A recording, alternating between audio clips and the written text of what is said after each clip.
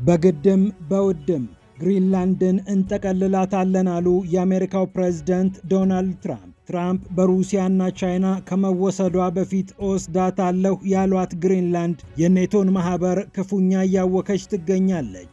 ትራምፕ ኔቶ ማወቅ አለበት ግሪንላንድ የኛ ትሆናለች ወይ በመልካሙ መንገድ ወይ በከፋው መንገድ ግሪንላንድ የአሜሪካ እንደምትሆን አያጠራጥርም ሲሉ ነው ትራምፕ ማስጠንቀቂያቸውን ለግሪንላንድ፣ ለዴንማርክና ለኔቶ አከታትለው የሰጡት። አካባቢው በውጥረት ተሞልቷል። ፕሬዝዳንት ትራምፕ ማስፈራሪያቸውን ቀጥለዋል። ካስፈራሯቸው ሀገራት መካከል ደግሞ ሜክሲኮ ትገኝበታለች።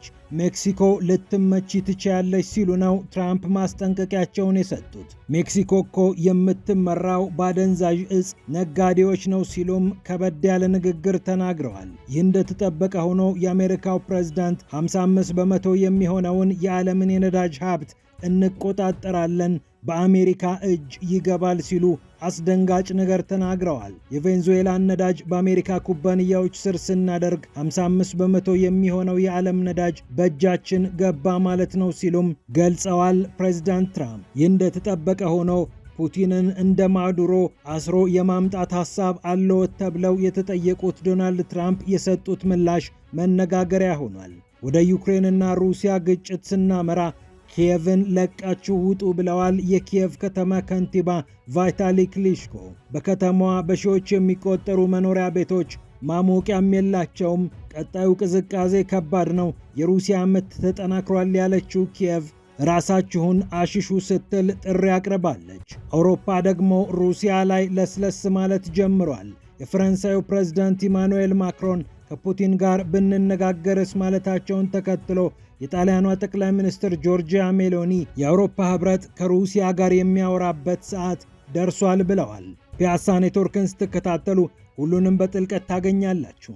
ፒያሳ ኔትወርክን ሰብስክራይብ፣ ላይክ እና ሼር በማድረግ የፈጣን የተአማኒና የጥልቅ ዘገባዎች ቤተሰቡን ስንል በአክብሮት ጋብዘናል። አሁን ወደ ጉዳዮቻችን አለፍን።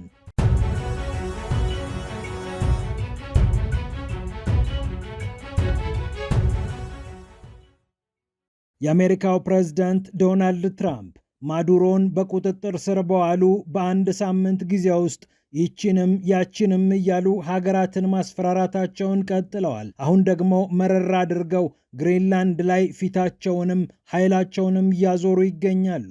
ሩሲያና ቻይና ከሚከቧት እኔ ብጠቀልላት ይሻላል ብለው ግሪንላንድ ላይ የተነሱት የአሜሪካው ፕሬዝዳንት ይህ ደግሞ በውድ ወይም በግድ ይሆናል ሲሉ እቅጩን ተናግረዋል። ለአሜሪካ ብሔራዊ ደህንነት ታስፈልጋለች የተባለችው ግሪንላንድ በአሜሪካ ቁጥጥር ስር መግባት እንዳለባት ትራምፕ በተደጋጋሚ እያነሱ ይገኛሉ። በግሪንላንድ ጦራችን መቆየት ይችላል፣ መሬቱን በሊዝ አግኝተነዋል። መሬት ደግሞ 1 ዓመትም 100 ዓመትም በሊዝ ሊገኝ ይችላል። ነገር ግን በእኛ ስር የማትሆን ከሆነ ወይም ባለቤት የማንሆንባት ከሆነ ዋጋ የለውም፣ እንደ ልብ ለመከላከል አይመቸንም ሲሉ ትራምፕ ነገሩን ኮስተር አድርገው እንደያዙት አመላክተዋል። በኔቶዋ ሀገር ዴንማርክ ስር የምትተዳደረው ግሪንላንድ በውስጥ አስተዳደር ነፃነት ቢኖራትም የውጭ ፖሊሲና ወታደራዊ ጉዳዮች ግን በዴንማርክ ይወሰኑላታል። ዋይት ሃውስ ነገሩን ጠንከር አድርጎ ከያዘው በኋላ ዴንማርክና አጋሮቿ እየተቆጡ ይገኛሉ። የአውሮፓ አጋሮቿ ካናዳና ሌሎችም የኔቶ አባል ሀገራት አሜሪካ የምታደርገውን ነገር ማቆም አለባት ሲሉም እያስጠነቀቁ ይገኛሉ። የብሪታንያው ጠቅላይ ሚኒስትር ሰር ኪር ስታርመርም የግሪንላንድ ጉዳይ ለግሪንላንዳውያን እና ለዴንማርካውያን የሚተው ነው ሲሉ መናገራቸውም ይታወሳል።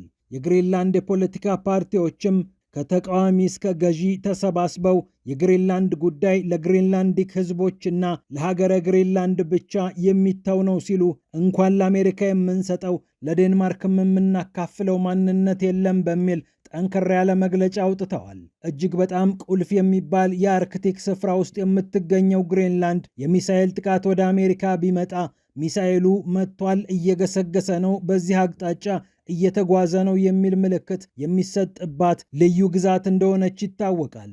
የተለያዩ የጦር መርከቦች በግሪንላንድ ዙሪያ ሲንቀሳቀሱም ወደ አሜሪካ አቅጣጫ የሚሄዱ ከሆነ በዚህ በኩል አልፈዋል፣ እንዲህ አይነት የጦር መሳሪያም ታጥቀዋል የሚል ምልክት ለአሜሪካ ጦር መረጃ ይሰጥባታል። በዚህም ምክንያት ለአሜሪካ ብሔራዊ ደህንነት ወሳኝ እንደሆነች ይታመናል።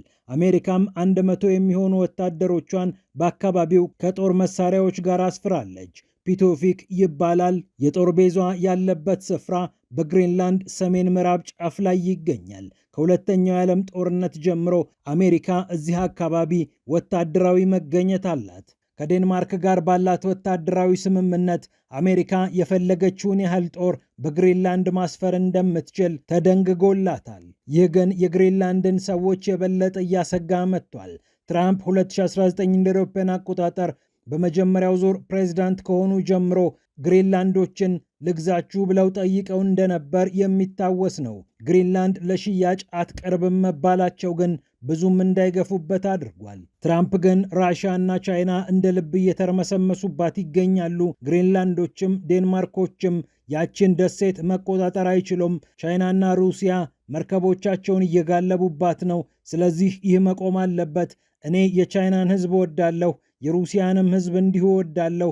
ነገር ግን በፍጹም ግሪንላንድ ላይ ጎረቤት እንድንሆን አልፈቅድላቸውም ብለዋል ትራምፕ። ግሪንላንድና ዴንማርክ በበኩላቸው የተባበሩት መንግስታት ቻርተር ይነበብልን፣ ሉዓላዊነታችን ይከበርልን እያሉ እየቀሰቀሱ ይገኛሉ። የአሜሪካው የውጭ ጉዳይ ሚኒስትር ማርኮ ሩቢዮ ውዝግቡን ተከትለው ከዴንማርክ አቻቸው ጋር ሊመክሩ ቀጠሮ እንደያዙም እየተነገረ ይገኛል።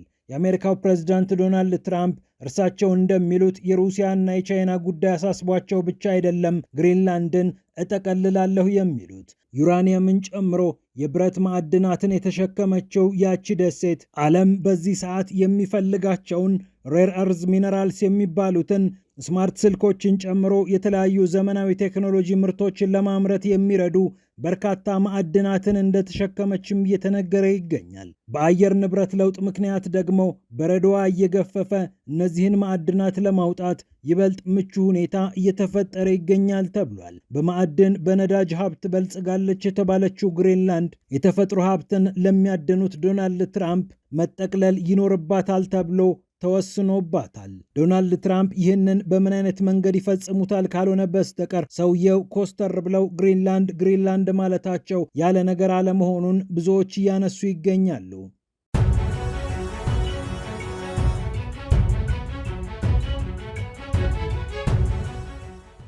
ይህ እንደተጠበቀ ሆኖ የአሜሪካው ፕሬዝዳንት 55 በመቶ የሚሆነውን የዓለም ነዳጅ ሀብት በእጃችን እናስገባለን ብለዋል።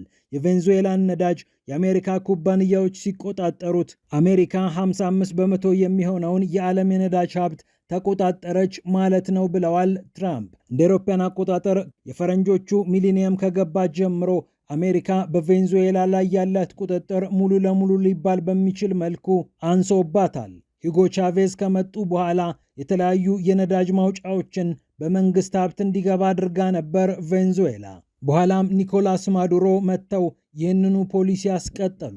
በዚህም ምክንያት የአሜሪካ ኩባንያዎች በቬንዙዌላ ነዳጅ ማውጣት የሚችሉበት ሁኔታ አልተፈጠረም። አሁን ደግሞ ትራምፕ የአሜሪካ የነዳጅ ኩባንያዎች በቬንዙዌላ እንዴት ነዳጅ ማውጣት እንዳለባቸው እየተመካከሩ ይገኛሉ። በዋይት ሃውስም በዚህ ጉዳይ ላይ ስብሰባ ተቀምጠው ነበር። ከኤክሰን ሞቢል፣ ከቼቭሮን እና ከኮኖኮ ፊሊፕስ ኩባንያ ባለቤቶችና ስራ አስኪያጆች ጋር ባደረጉት ስብሰባ 55 በመቶ የሚሆነውን የዓለምን ነዳጅ ሀብት እንቆጣጠራለን ሲሉ ተናግረዋል። 100 ቢሊዮን ዶላር አካባቢ በቬንዙዌላ የነዳጅ ኢንዱስትሪ ላይ ማፍሰስ እንደሚያስፈልግም ተናግረዋል። የኤክሰን ሞቢል ዋና ስራ አስፈጻሚ የሆኑት ዳረን ውድስም ቬንዙዌላ እስካሁን ኢንቨስት ሳይደረግባት ስለቆየች ኢንቨስት ለማድረግ ምቹ አልሆነችም፣ የህግ ማዕቀፍና ሌሎች አወቃቀር ስራዎች መሰራት አለባቸው ሲሉ ተናግረዋል። የሀገሪቱ ተጠባባቂ ፕሬዝዳንት ሆነው ቃለ መሐላ የፈጸሙት ዴልቺ ሮድሪገዝ ደግሞ ቬንዙዌላ አሜሪካን ጨምሮ ከየትኛውም የዓለማችን ሀገር ጋር ነዳጅን ማውጣት በተመለከተ እንደምትስማማ ተናግረዋል። ኒኮላስ ማዱሮ ከታሰሩ በኋላ የተቀየረ ሐሳብ ነው ወይስ አይደለም የሚለውም ሲያጠያይቅ ቆይቷል።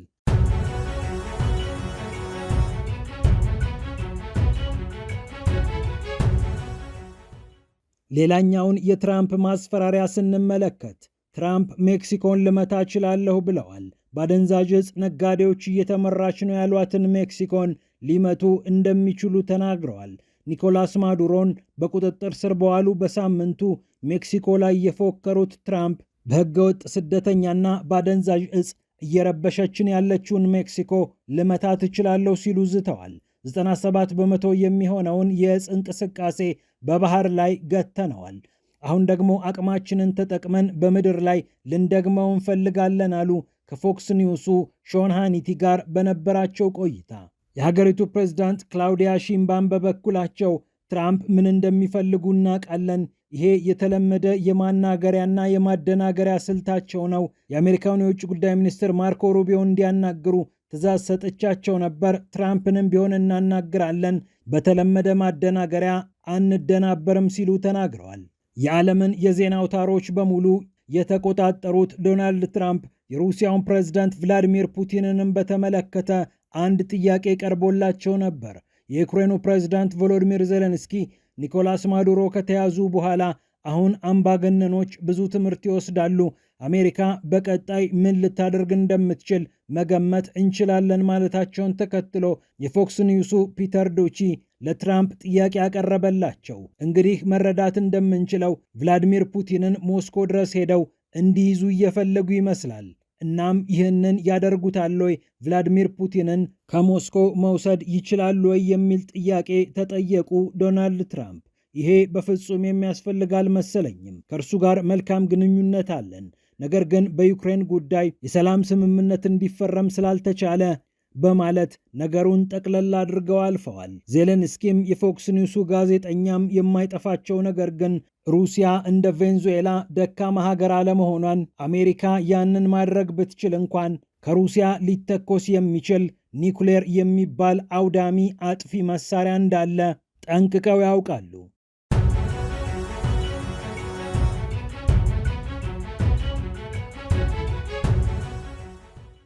ይህ እንደተጠበቀ ሆኖ የሩሲያና ዩክሬን ፍልሚያ በቀጠለበት በዚህ ሰዓት ከሩሲያ ጋር ብንነጋገር ይሻላል አሉ የጣሊያኗ ጠቅላይ ሚኒስትር ጆርጂያ ሜሎኒ።